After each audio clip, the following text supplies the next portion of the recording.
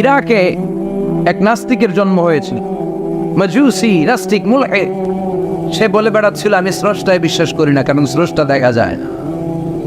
ইরাকের লোকেরা বলল আমাদের একজন ইমাম আছে, নাম নু'মান ইবনে সাবিত। কি নাম? নু'মান ইবনে সাবিত, যাকে আমরা ইমাম আল আযম আবু হানিফা বলেছি। সবাই বলল তুমি যে স্রষ্টারে খুঁজে পাও না, আমাদের ইমাম তোমারে স্রষ্টা দেখায়। সুবহানাল্লাহ বলেন। সে বলল ঠিক আছে, তাহলে তোমাদের ইমামরা আসতে বলো। কবে? সামনের জুমাবারে ঠিক ভর দুপুরে, দুপুর 2টার দিকে জুমার নামাজের পরে আমিও আসবো, তোমার ইমামও আসবে, ডিবেট হবে। দেখি আমি স্রষ্টার বিপক্ষে আর তোমাদের ইমাম স্রষ্টার পক্ষে, দেখি কে জিতে যায়। এই ডিবেট দেখার জন্য হাজার হাজার মানুষ এসেছে ইরাকের কুফা নগরীতে, হাজার হাজার মানুষ এসেছে। ওই নাস্তিকও এসেছে যে আল্লাহকে বিশ্বাস করেন, স্রষ্টাকে বিশ্বাস করেন, সবাই এসেছে। আসে না শুধু ইমাম আবু হানিফা। নাস্তিক কয় তগো ইমাম ডরাইছে, কি বলে তোদের ইমাম ভয় পেয়েছে। উনি এসেছেন 1.5-2 ঘন্টা দেরি করে। 1.5 ঘন্টা দেরি করে যখন উনি আসলেন, নাস্তিক বলে আপনার সাথে কোনো কথা নাই, আপনার তো সময়ের জ্ঞানই নাই, আপনার সাথে কিসের আলাপ? ইমাম আবু হানিফা বললেন ইনদি উযর, আমার ওজর আছে। কি ওজর? তিনি বললেন আমি যখন ঘর থেকে বেরোই আমার বাড়ির সামনে বিশাল এক নদী পড়ে যায়, আর এই নদী পেরোতে আমার নৌকা ব্যবহার করতে হয়। আজকে এসে দেখি নৌকাও নাই, মাঝিও নাই, কিচ্ছু না, কিভাবে পার হবো? হঠাৎ দেখলাম নদীর পাশে বিশাল বড় গাছ, গাছটা হঠাৎ এমনি এমনি 2 টুকরা হয়ে গেল। গাছ থেকে বিশাল কাঠের তক্তা বের হয়ে গেল, তক্তাগুলো অটোমেটিক্যালি জোড়া লেগে নৌকা হয়ে গেল। এই নৌকা মাঝি ছাড়া সা করে আমার সামনে চলে এলো। আমি নৌকায় বিসমিল্লাহ বলে বসে পড়লাম। হঠাৎ নৌকা আমারে টান দিয়ে ওপারে নিয়ে, তারপর আমি আপনার এই ময়দানে ছুটে এসেছি। এই যে গাছ কাটা, তক্তা হওয়া, নৌকা হওয়া, মাটি ছাড়া চলা, এই প্রসেসিং করতে আমার 2 ঘন্টা সময় লেগেছে। I am extremely sorry for that. Asif Ziddar, আমি দুঃখিত। নাস্তিক নেতা বলে তোকে ইমাম গাঞ্জা খাইছে। ঠিক খাইছে? তোদের ইমাম মজনুন, জুন্না আলাই, মাথার তার সিরা নিয়ে যা। ইমাম আবু হানিফা বললেন ময়দানে আমারে গালি দিলেন কেন? পাগল বললেন কেন? তার সিরা বলে ডাকলেন কেন? মজনুন শব্দ ব্যবহার করলেন কেন? মার্জিত ভাষা ব্যবহার করতে শিখেন। নাস্তিক বলে কেমন কথা আপনি বলেন? শিক্ষিত মানুষ, দার্শনিক মানুষ, জ্ঞানী মানুষ, ইমাম মানুষ, কোন মানুষ ছাড়া, করাত ছাড়া বিশাল বড় বড় গাছ কাটা যায় নাকি? মিস্ত্রি ছাড়া তক্তা বানানো যায় নাকি? মিস্ত্রি ছাড়া তক্তা জোড়া লাগিয়ে এমনি এমনি নৌকা হয় নাকি? মাছি ছাড়া পানিতে নৌকা চলে নাকি? ইমাম আবু হানিফা বললেন now you on the right track. এই তো লাইনে আসছেন, এই লাইনে আনার জন্য তো এত গল্প, লাইনে আনার জন্যই তো এত স্টোরি আমি মেক করলাম। আপনার কথা থেকেই যদি ধরি, করাত ছাড়া গাছ কাটা যায় না, এমনি এমনি তক্তা হয় না, এমনি এমনি নৌকা হয় না, মাঝি ছাড়া নৌকা এমনি এমনি চলে না, তাহলে আকাশ কেমন করে এমনি এমনি হলো? জমিন কেমন করে এমনি এমনি হলো? দ্বীপ প্রহরের জলজলে সূর্যটা কেমন করে কিরণ দিল এমনি এমনি? আল্লাহু আকবার! কেমন করে নবমণ্ডল উপমণ্ডল সৃষ্টি হলো? কেমন করে দিন শেষে রাত্রি আসে, রাত্রি শেষে দিন আসে? ওইটা যদি এমনি এমনি না হয়, মহাবিশ্বের এই সুন্দর বসুন্ধরার সব কিছু কেমন করে এমনি এমনি হয়? নাস্তিক কয় হায় হায়, আসলে তো আমি একটা লুকা পাঠা, আসলেই তো আমি হাদারাম, এইভাবে তো ভেবে দেখি নাই। আসলে তো এগুলো এমনি এমনি হয় না। Someone is controlling everything in the world. একজন মহা শক্তিধর, মহা এমডি আছে, এমডি ম্যানেজিং ডাইরেক্টর, মহা ব্যবস্থাপক, সব ব্যবস্থাপকদের বড় ব্যবস্থাপক। চিৎকার করে বলেন তিনি কে? বিশাল এক ব্যবস্থাপক আছে, তিনি সব কন্ট্রোল করছেন। এতদিন পর্যন্ত আমি বুঝতে পারি নাই, আমারে মাফ করিয়ে দেন আর পড়িয়ে দেন লা ইলাহা ইল্লাল্লাহু মুহাম্মাদুর রাসূলুল্লাহ সাল্লাল্লাহু আলাইহি সাইয়েদনা ইমাম আবু হানিফার হাতে হাত রেখে শাহাদা বাক্য পাঠ করেছে। সুবহানাল্লাহ পড়ে। ঝিনুকের ভেতর লুকিয়ে থাকে যেমন মদি, ঝিনুকের ভেতর লুকিয়ে থাকে যেমন মদি, কালমা শাহাদাতে আছে আল্লাহর জ্যোতি, কালমা শাহাদাতে আছে আল্লাহর জ্যোতি। সুবহানাল্লাহ। এই জ্যোতি যার হৃদয়ে একবার টাচ করে তার জন্য জান্নাতকে খুলে দেয় কে? এজন্য এই সূরা পড়লে নাস্তিকরা নাস্তিক থাকবে না। নাস্তিকদের জন্য এখানে আল্লাহ মেডিসিন দিয়েছেন, কিছু ডোজ দিয়েছেন। আলহামদুলিল্লাহ পড়ে। এই সূরা থেকে আমরা কিছু সময় কথা শুনতে রাজি আছেন তো? সূরার নাম চিল্লায় বলেন কি না? মুলক। মুলক মানে কি? মুলক মানে রাজত্ব, মুলক মানে ক্ষমতা, মুলক মানে পাওয়ার, মুলক মানে কিংডম, মুলক মানে সভরেনিটি। সুবহানাল্লাহ পড়ে। রব্বুল আলামিন বলেন তাবারাকাল্লাযী বিয়াদিহিল মুলকু ওয়া হুয়া আলা কুল্লি শাইইন কাদির। সুবহান সেই সত্তা যার হাতে ক্ষমতা আর তিনি সব বিষয়ে ক্ষমতাশীল। সুবহান। তাবারাকাল্লাযী বিয়াদিহিল মুলক, মহামহিম সে সত্তা, সুবহান সে সত্তা, বিয়াদিহিল মুলকু যার হাতে ক্ষমতা। ক্ষমতা কার হাতে? আল্লাহ। চিৎকার করে বলতে হবে কার হাতে? আল্লাহ। নাকি আমাদের হাতে? না সরকারের হাতে, পুলিশের হাতে, র্যাবের হাতে, মাশরাফির হাতে, হিরো আলমের হাতে? ক্ষমতা কার হাতে? ক্ষমতা শুধুমাত্র একজনের হাতে। চিল্লায় বলেন তিনি কে? আল্লাহ। আল্লাহর হাতে ক্ষমতা, আর তিনি হচ্ছেন সকল ক্ষমতার উৎস, centre of the all powers. সব ক্ষমতার উৎস কে? নাকি জনগণ? আমরা কিন্তু এটাই শিখি, এদেশে আমাদেরকে রাষ্ট্রীয়ভাবে শিখানো হয় এটা রাষ্ট্রীয় কুপুরি। সকল ক্ষমতার উৎস জনগণ নয়, সকল ক্ষমতার উৎস কে? উনি ক্ষমতার উৎস, তিনি ক্ষমতাশীল, মহা ক্ষমতাধর, তার ক্ষমতার সাথে কারো তুলনা হয় না। আমাদের কি ক্ষমতা আছে? কথা বলে। বল্লা পোকা কেমন খাইছেন? হ্যাঁ, মৌমাছি কামড়াইছে, মৌমাছি কামড়াইলে চিল্লাচিল্লি শুরু করে, তো কি ক্ষমতা আছে আপনার? বল্লা কামড় মেয়েরা দেয় তো ওটা ধরে তো মারবো, এটাও পারি। কুত্তায় কামড়াইলে আমরা কুত্তারে কামড়াইতেও পারি না। কথা বলেন।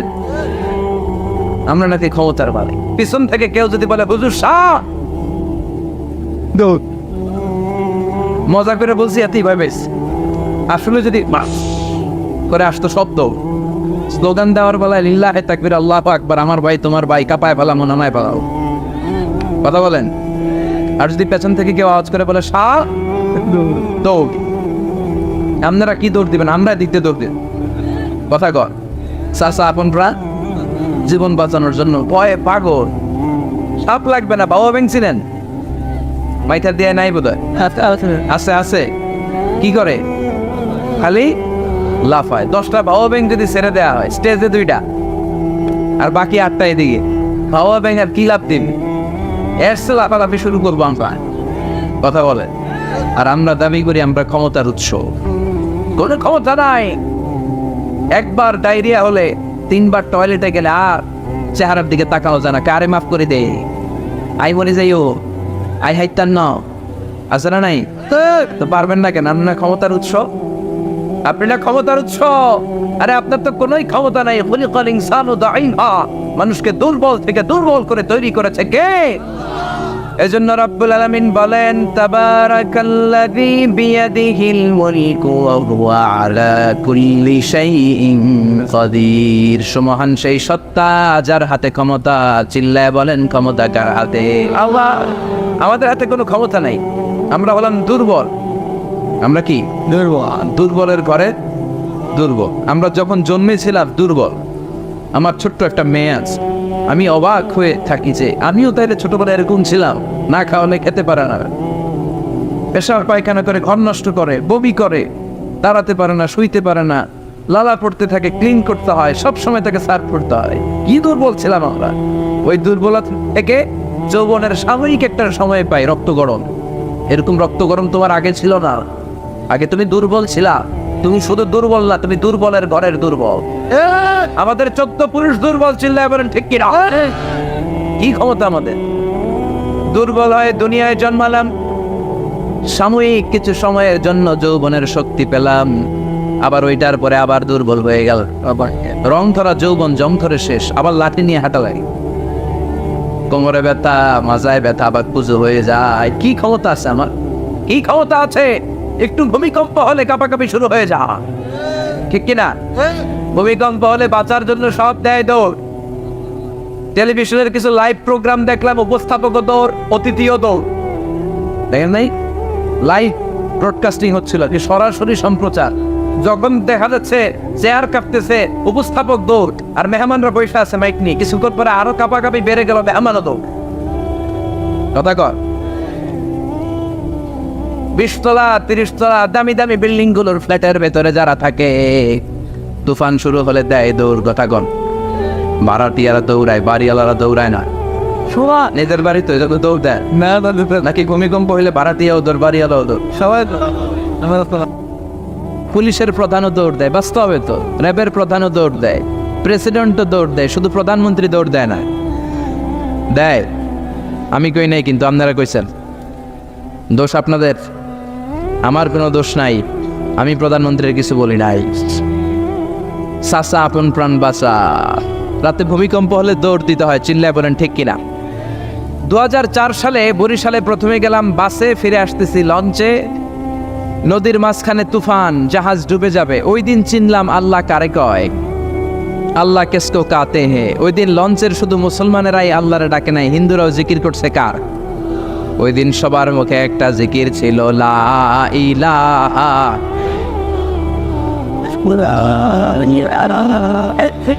লা ইলাহা ইল্লাল্লাহু মুহাম্মাদুর রাসূলুল্লাহ। লঞ্চের সবাই সেদিন চিৎকার দিয়ে বলছে বাঁচাও। আমি বললাম কে বাঁচাবে? কই হুজুর আপনি বাঁচাবেন।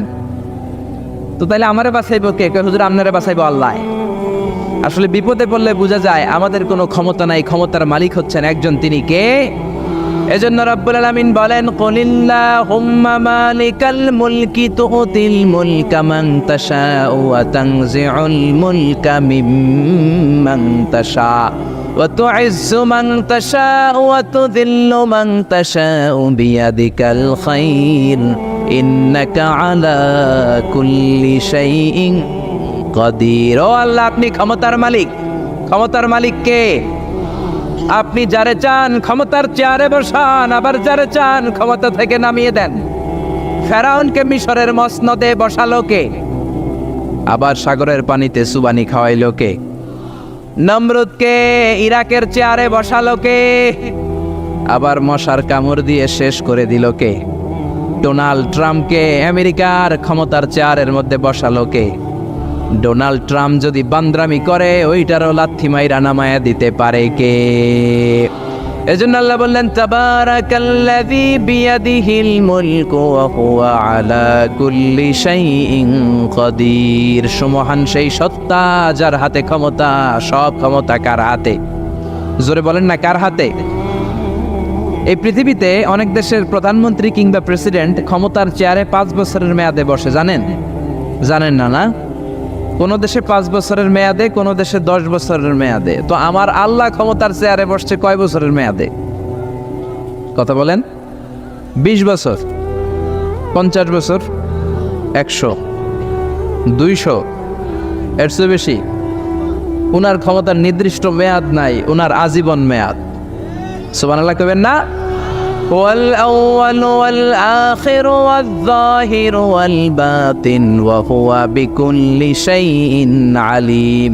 আল্লাহ বললেন, আমি প্রথম, আমি শেষ, আমি প্রকাশ্য, আমি গোপন।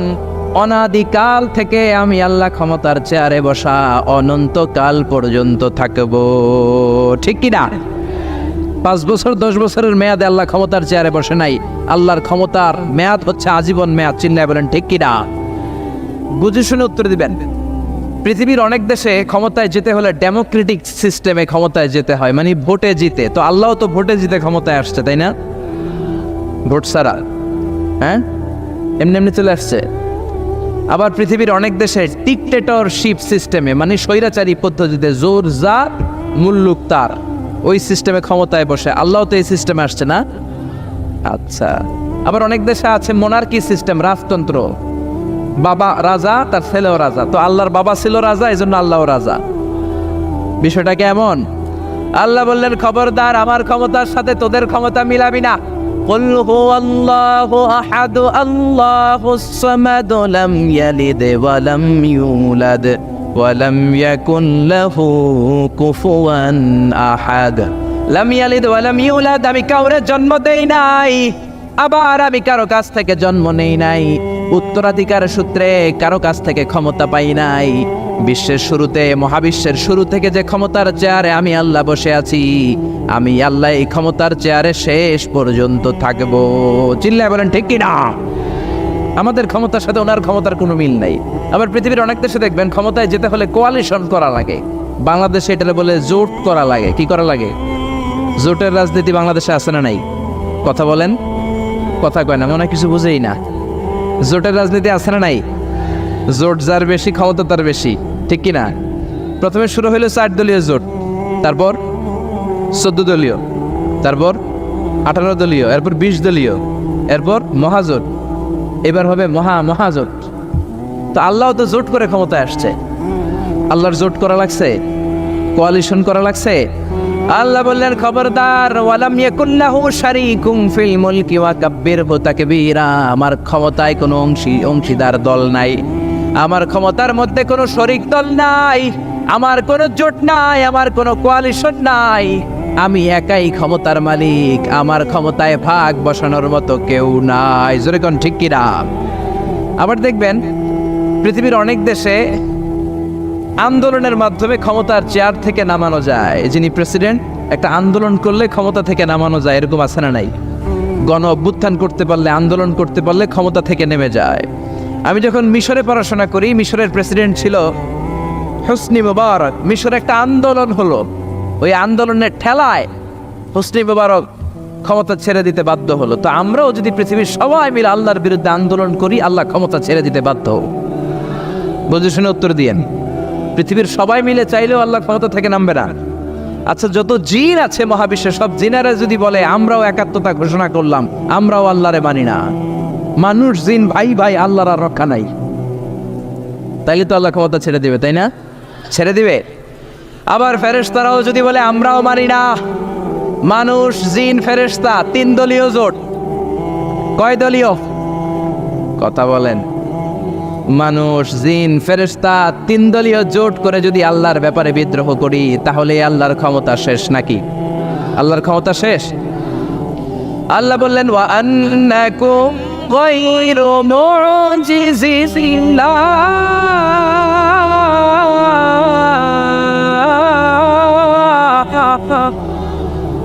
খবরদার, গোটা বিশ্বের সবাই মিলে যদি আমি আল্লাহরে পরাস্ত করতে চাও, গোটা বিশ্বের সবাই মিলে যদি আমি আল্লাহর ব্যাপারে বিদ্রোহ করো, আমি আল্লাহর বিরুদ্ধে যদি আন্দোলন সবাই মিলে তোমরা করো, আমার ক্ষমতার 1 আনাও তোরা কমাতে পারবি না। সুবহানাল্লাহ। তার মানে আমাদের ক্ষমতার সাথে আল্লাহর ক্ষমতার কোনো মিল নাই। চিল্লায় বলেন ঠিক কিনা?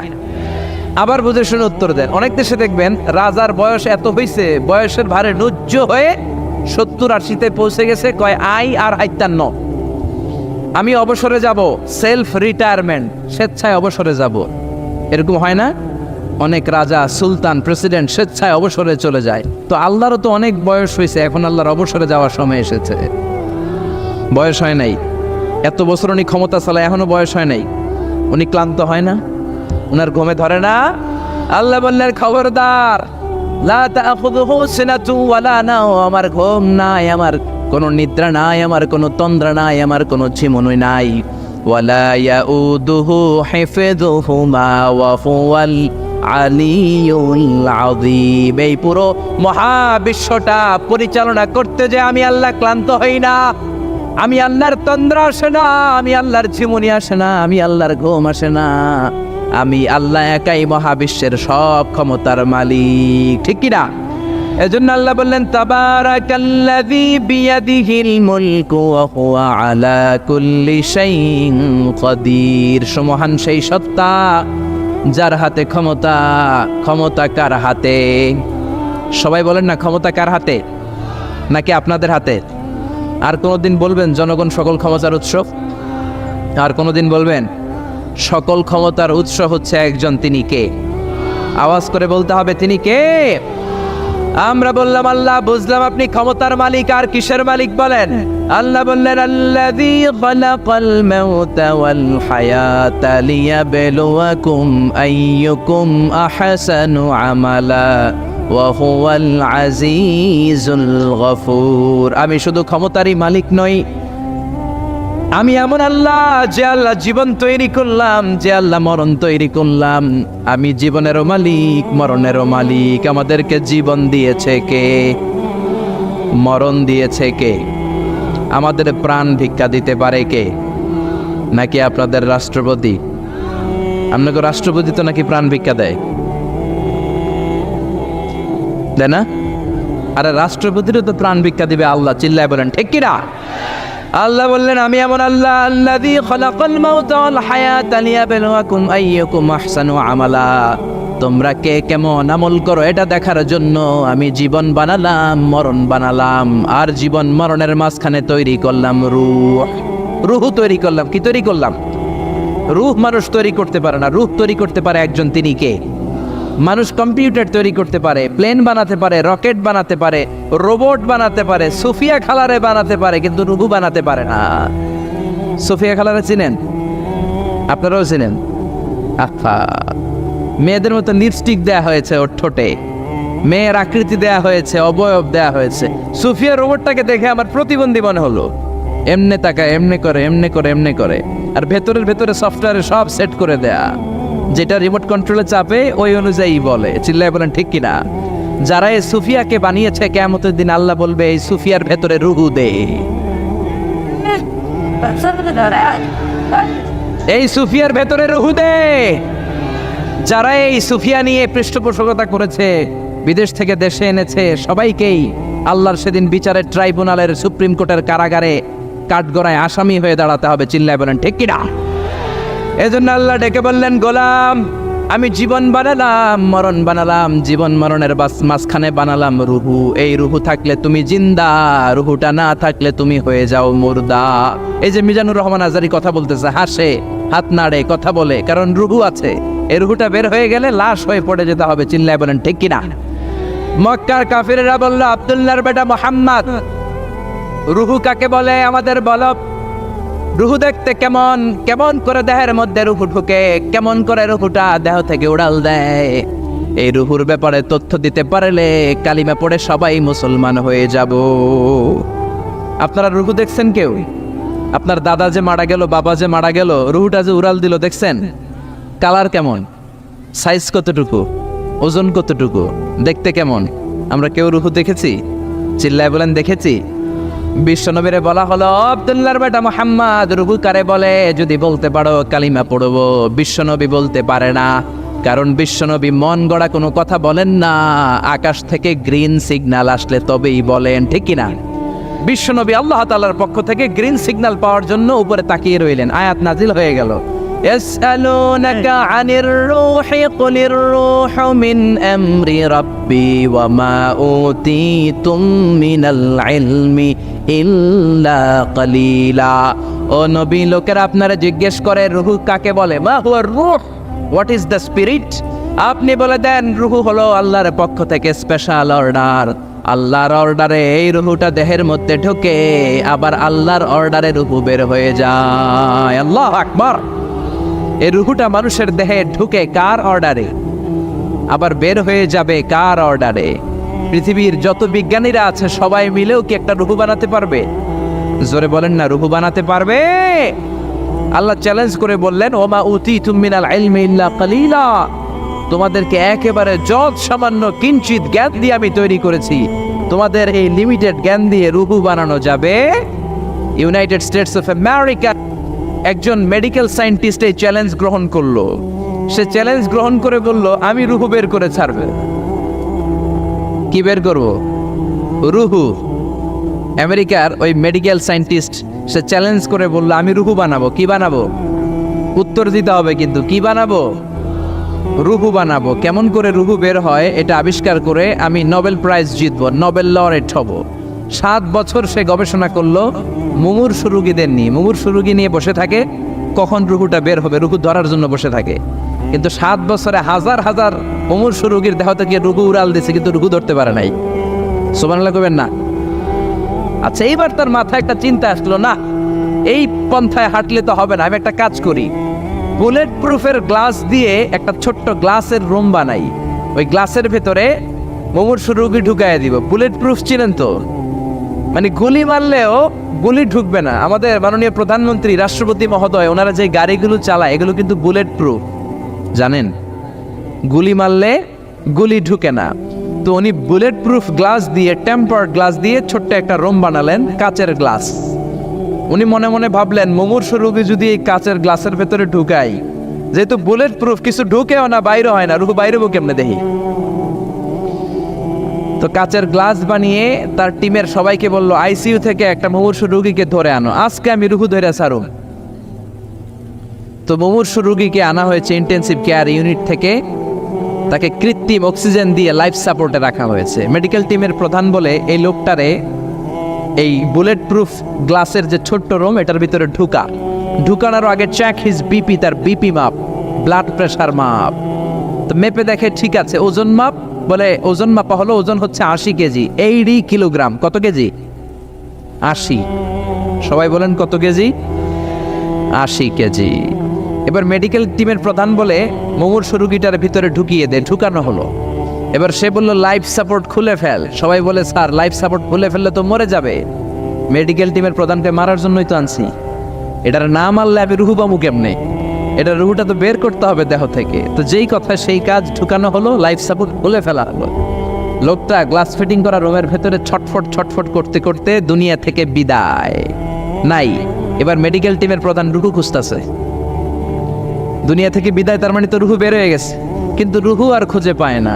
গ্লাসের এই দিকে তাকায়, ওই দিকে তাকায়, নিচে উপরে, ডানে বায়ে, সামনে পেছনে, কোথাও রুহু নাই। রুহু খুঁজে পাওয়া যায় না। সে ভাবলো, আমি গ্লাসের দরজাটা খুলে হাত দিয়ে এরকম বাইং মাছ যেমনি হাতায়, এরকম হাতাইলে হয়তো রুহু পাবো।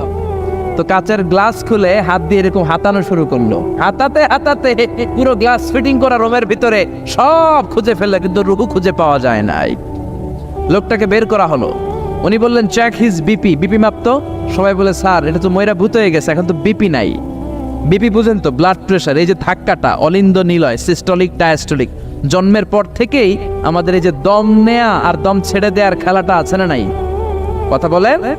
এই যে ফুসফুস দম নেয়, দম ছেড়ে দেয়। শীতের রাতে আপনি কম্বল গায়ে দিয়ে ঘুমায় যান, আপনার দমও কি ঘুমায় যায়? আপনার দম ঘুমাইলে তো আপনি ঠুস। আয় রে মানুষ রঙিন ফানুস, দম ফুরাইলে তবু তো ভাই কারোরই নাই একটুখানি। আয় রে মানুষ রঙিন ফানুস, রঙিন ফানুস, আয় রে মানুষ। পড়েন আল্লাহ আকবার। এবার মেডিকেল টিমের প্রধান বলে, চেক হিজ বিপি, বিপি মাপ। সবাই বলে, বিপি নাই, কিন্তু ওজন আছে না নাই? মরার পরেও তো একটা লাশের ওজন থাকে কি থাকে না? এবার মেডিকেল টিমের প্রধান বলে, চেক হিজ ওয়েট, ওজন মাপ। এবার ওজন স্কেলে শোয়ানোর পরে দেখা গেল লোকটা মরার আগে ছিল 80, এখন হয়ে গেছে 78 কেজি। কয় কেজি? মরার আগে লোকটা ছিল কয় কেজি? মরার পরে ওজন দেওয়ার পরে ওজন হয়ে গেছে কয় কেজি? কমছে কয় কেজি? মেডিকেল টিমের প্রধান কয়, আমি পাইছি। সবাই কয়, কি পাইছেন? মেডিকেল টিমের প্রধান কয়, ওইডা। সবাই কয়, কোনডা? কয়, রুহু। কেমনে পাইলেন? কয়, মরার আগে ছিল 80 কেজি, মরার পরে 78 কেজি, কমছে 2 কেজি। তার মানে যেটা উড়াল দিছে ওইটাই 2 কেজি। পাইছে ঘোড়ার ডিম।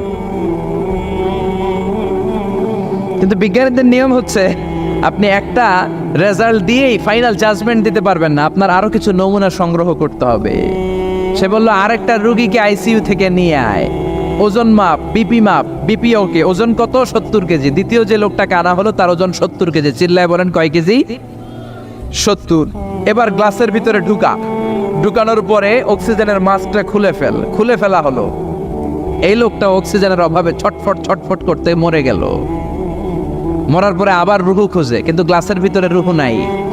এই লোকটাকেও বের করে মেডিকেল টিমের প্রধান বলে, চেক হিজ বিপি, বিপি মাপ। সবাই বলে, বিপি নাই, কিন্তু ওজন আছে না নাই? এই লোকটার ওজন মরার আগে কত কেজি? 70। এবার ওজন দিয়ে দেখে এই মৃত লোকটার ওজন হয়ে গেছে 71 কেজি। কয় কেজি? আগেরটা তো কম ছিল, মিলানো গেছে। এবার যাবি কই? হ্যাঁ, আগেরটা 2 কেজি কমেছে। মনে মনে চিন্তা ছিল, রুহু যেটা ছিল উড়াল দিয়েছে, রুহু নাই, 2 কেজি কমেছে। এবার ছিল 70 কেজি, মরার পরে আরো বেড়ে গেছে 1 কেজি। এবার যাবে কই? আল্লাহ বলে, কিয়ামত পর্যন্ত বিপি মাপতে পারবা, কিয়ামত পর্যন্ত বুলেট প্রুফের গ্লাসের ভিতরে লাশ ঢুকাতে পারবা, বের করতে পারবা, কিন্তু রুহু খুঁজে বের করতে পারবা না। ঠিক কি না? ইয়াসআলুনাকা আনির রূহি কুলির রূহু মিন আমরি রাব্বি ওয়া মা উতীতুম মিনাল ইলমি ইল্লা কালিলা। নবী লোকেরা আপনার রূহের ব্যাপারে জিজ্ঞেস করে, আপনি সোজা সাপটা লোকদেরকে বলে দেন, রূহ হলো আমার আল্লাহর আদেশ মাত্র।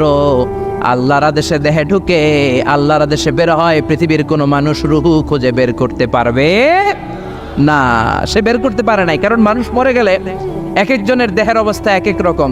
কারো হাতটা টাইট হয়ে যায়, খিচুনি দিয়ে দেহের সবকিছু জমাট বেঁধে যায়, ওজন কিছু বেড়ে যায়। আবার কারো দেহটা ফেসফেসে হয়ে যায়, দেহের পেটের ভেতরে যত গ্যাস ছিল এগুলো বের হয়ে দেহটা পাতলা হয়ে যায়। পাতলা হোক আর ভারী হোক, ওইটা মেজারমেন্ট করে রূহ খুঁজে বের করা যায় না। চিল্লায় বলেন ঠিক কিনা? আমরা বললাম আল্লাহ, বুঝলাম আপনি ক্ষমতার মালিক, আপনি রুহুর মালিক, আর কিসের মালিক বলেন?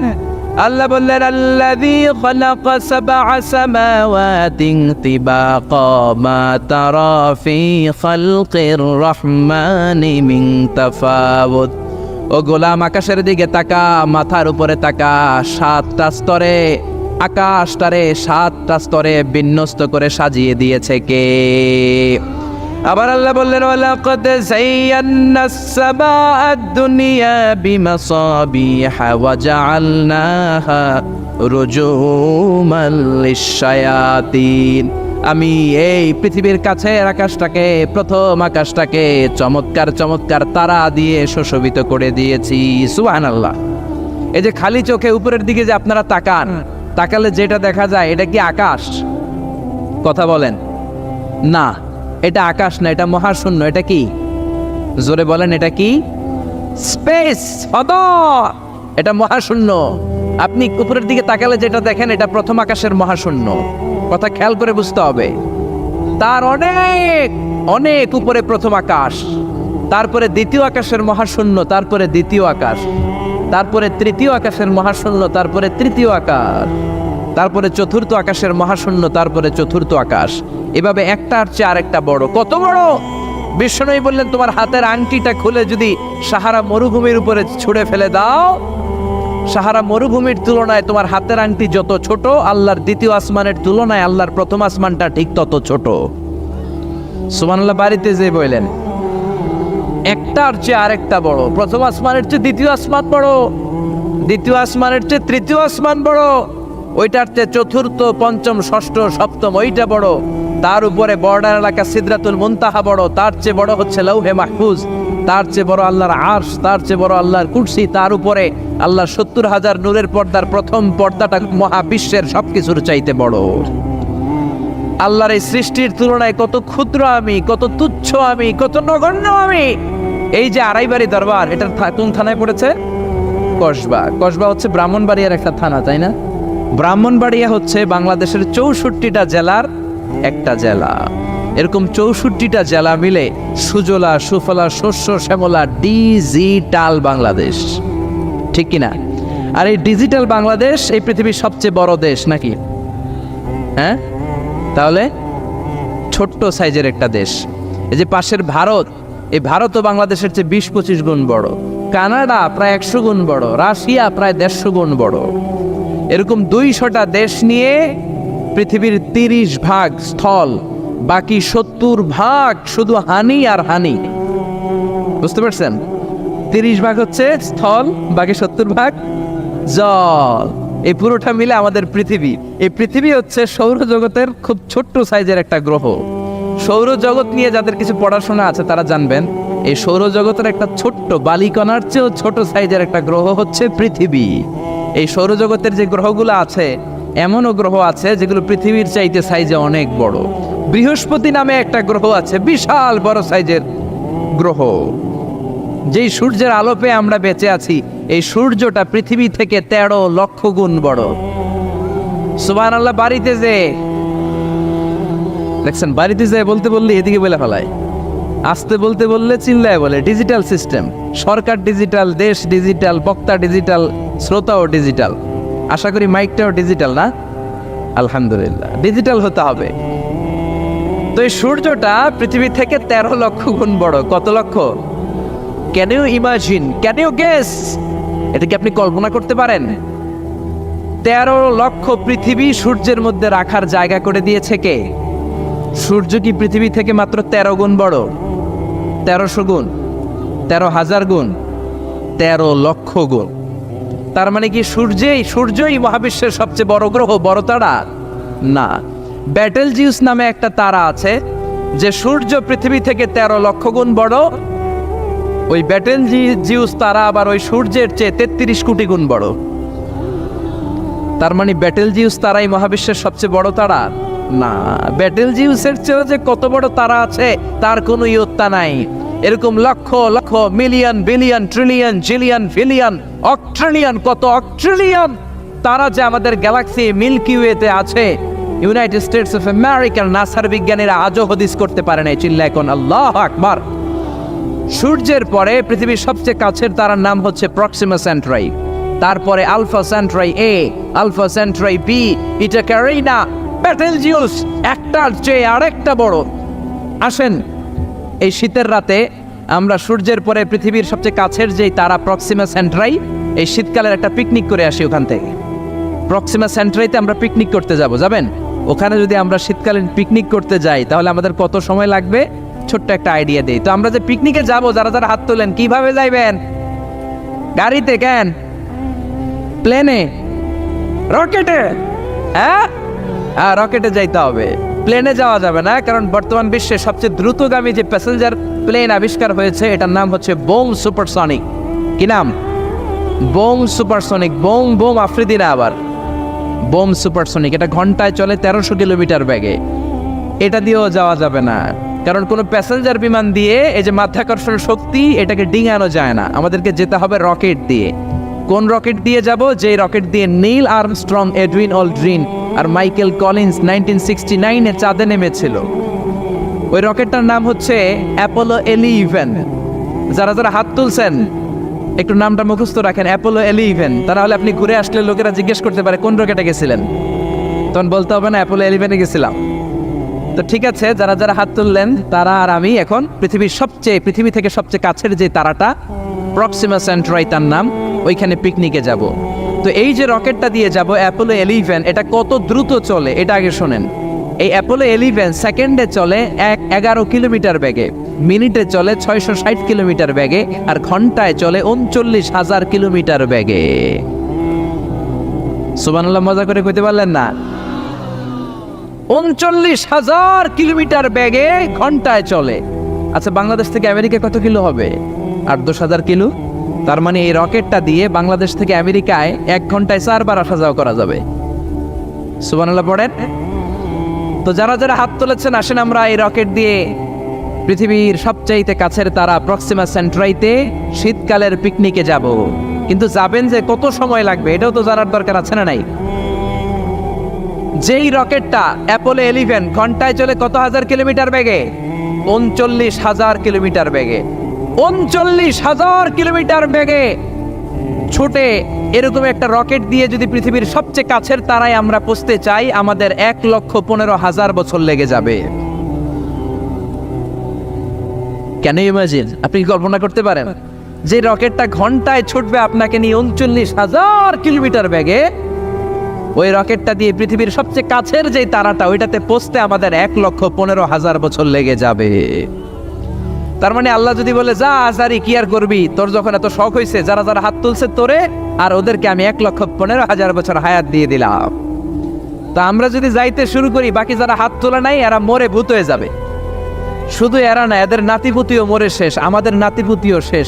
সবাই মরতে মরতে মরতে মরতে 6,000 প্রজন্ম, 6,000 জেনারেশন যখন মরে ভূত হয়ে যাবে, তখন আমাদের ওই তারার মধ্যে নামার সময় হবে। সুবহানাল্লাহ কইবেন না? গ্রিক সভ্যতার সময়কালে গ্রিকদের একটা সভ্যতা আছে, নাম শুনছেন না?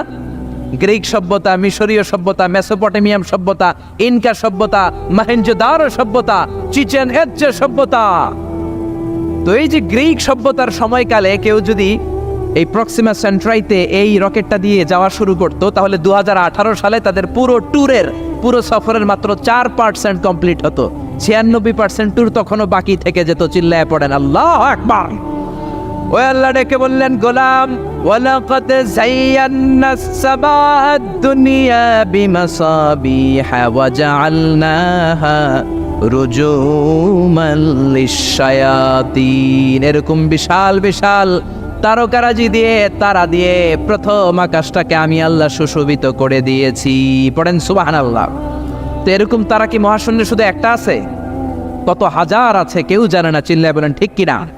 সূরাতুল মুলক অনেক লম্বা, তো আমি হাইলাইটেড জায়গাগুলো নিয়ে আপনাদের সাথে কথা বলি।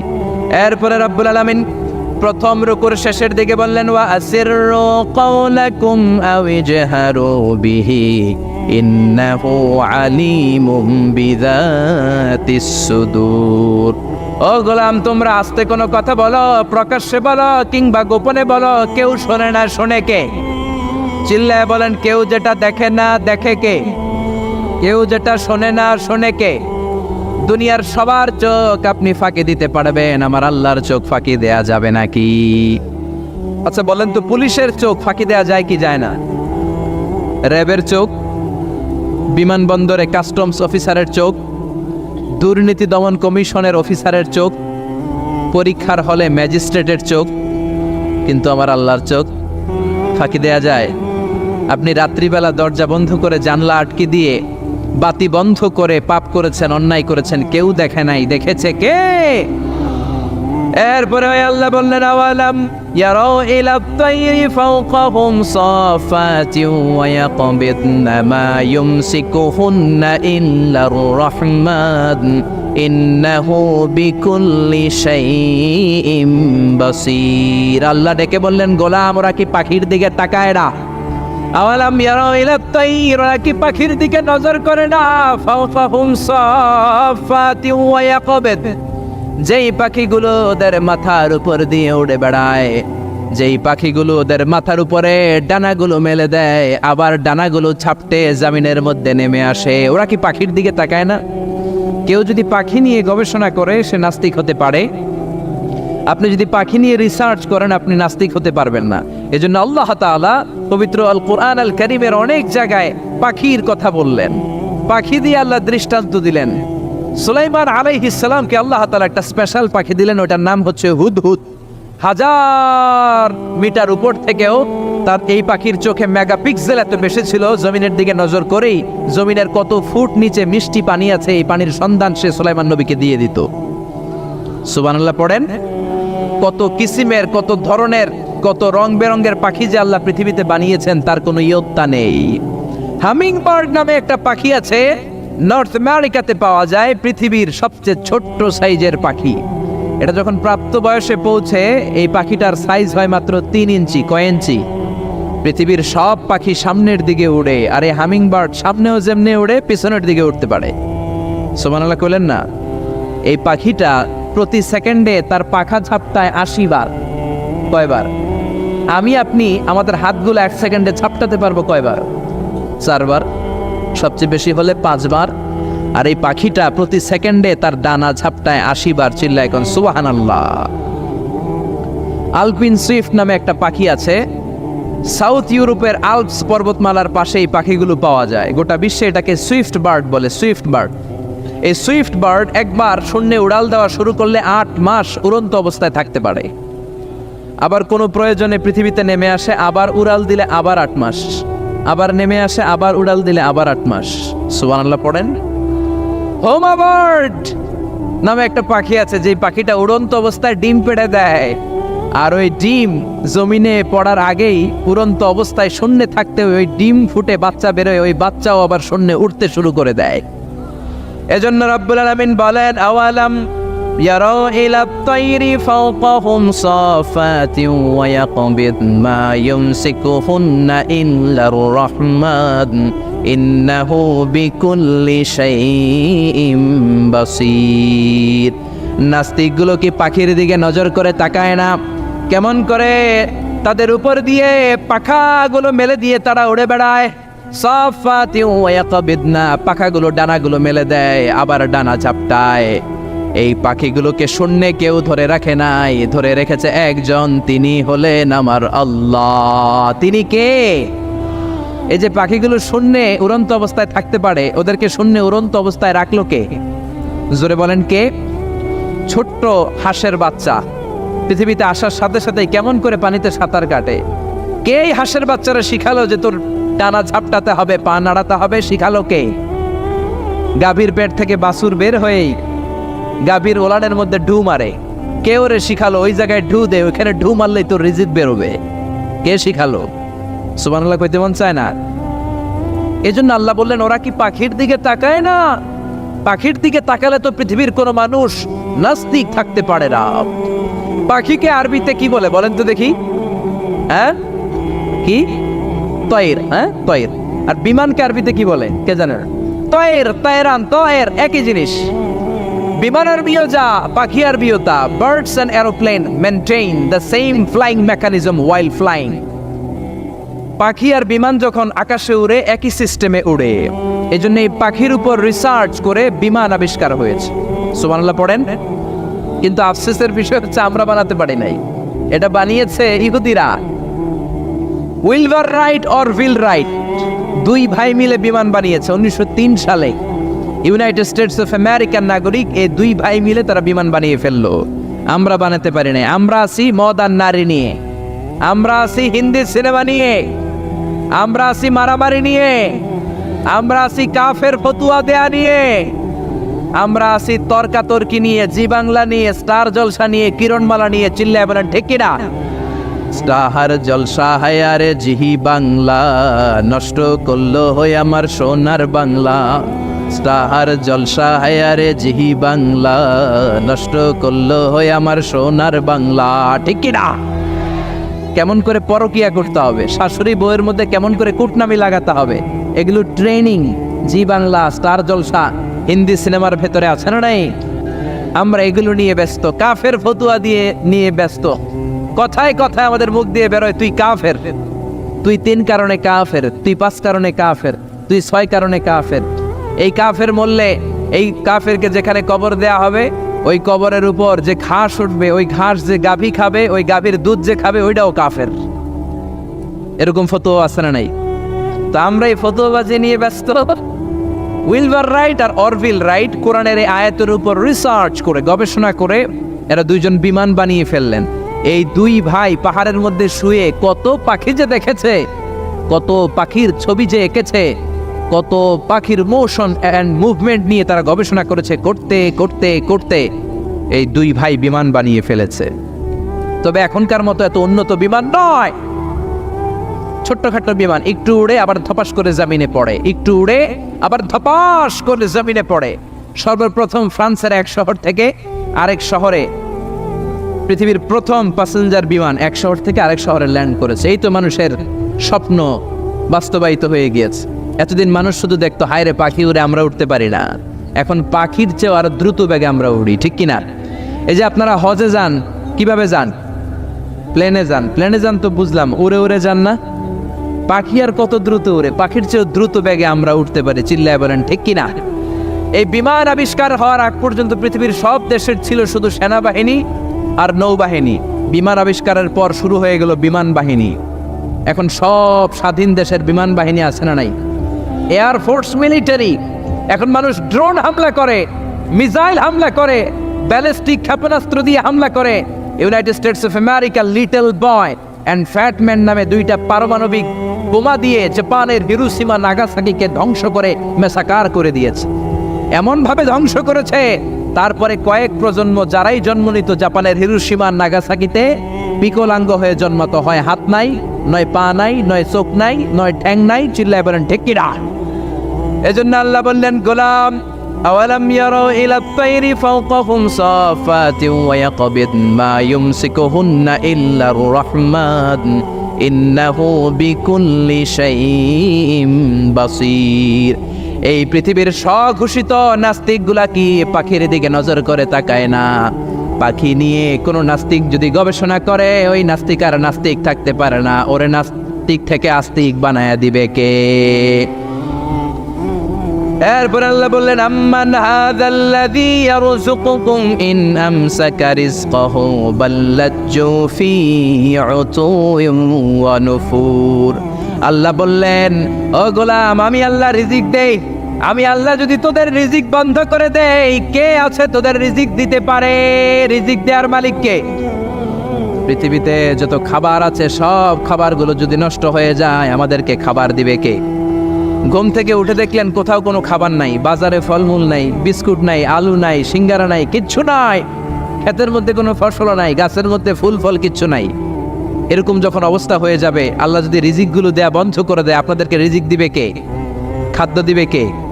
নাকি আপনাদের খাদ্যমন্ত্রী? আপনাদের খাদ্যমন্ত্রীও রিজিক দিতে পারবে না, প্রধানমন্ত্রী? জোরে বলেন। এজন্য আল্লাহ বললেন, ওমা মিন দাব্বাতিন ফিল আরদি ইল্লা আলাল্লাহি রিজকুহা।